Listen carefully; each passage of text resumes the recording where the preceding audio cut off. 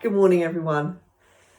This week I thought I would just think about the bereavement cycle and how that actually is very much part of what's going on for us at the moment. At Focus Counselling, when people come to us when they've lost a dear one or they've lost something that's very important to them, we look for different ways of trying to gauge how they are through that cycle. And first of all, we see that people are in a state of shock and numbness. Then very often we see that they are angry. And then we see that they begin to readjust. And eventually, we hope that they will go on to have a place of acceptance. And I was thinking about where we are in all this.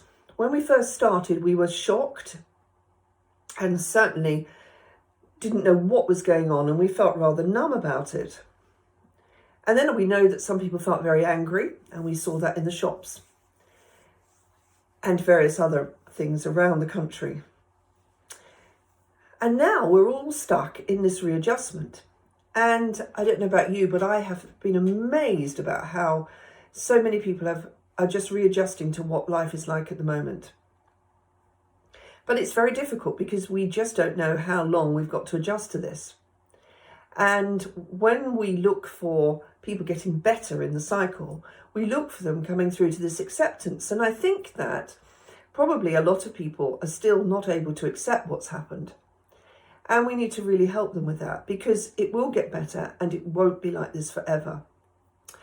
And at Focus, we also look at people in the readjustment.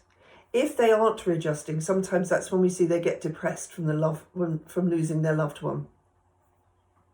So we do need to watch out for those people whose mental health is not okay at the moment and they're really, really struggling, because we do not want them to suffer with deep depression at this time.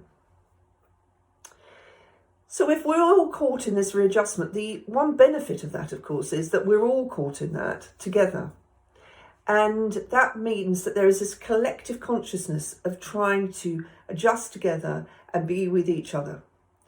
And I know that we all thank God for social media at the moment, so that we can keep in touch with people. And I just really have valued the Sundays when we've been online together.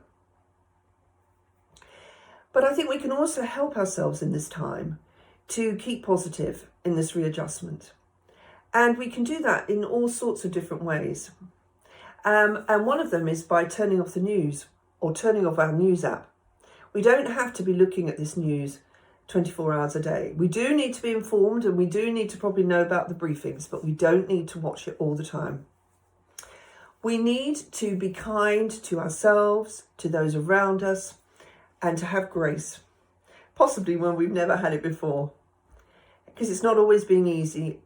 It's not always easy being at home with your loved one all the time, or your loved ones. We all know what that's like, and it's and that's real. But perhaps we can just practice being kinder and more graceful to each other.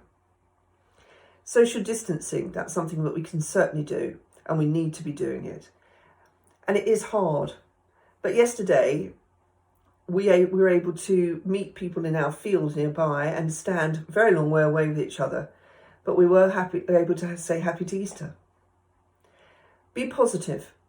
Sometimes I know that I haven't felt very positive recently, or just missing seeing my children all the time. But I've then tried to think, actually, okay, but I can get on to FaceTime with them. I am going to see them again. We are all okay. So it's about all these things, about these little things. And eventually, when we do adjust to it, and that will come, probably when we're about to be let out. But just remember to be kind to yourself. And actually, if you swing back through that bereavement cycle into feeling angry or feeling numb and shocked, that is okay.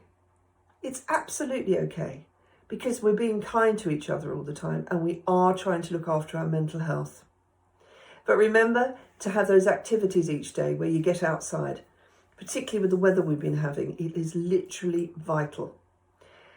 So that's my thought for this week. Bye-bye.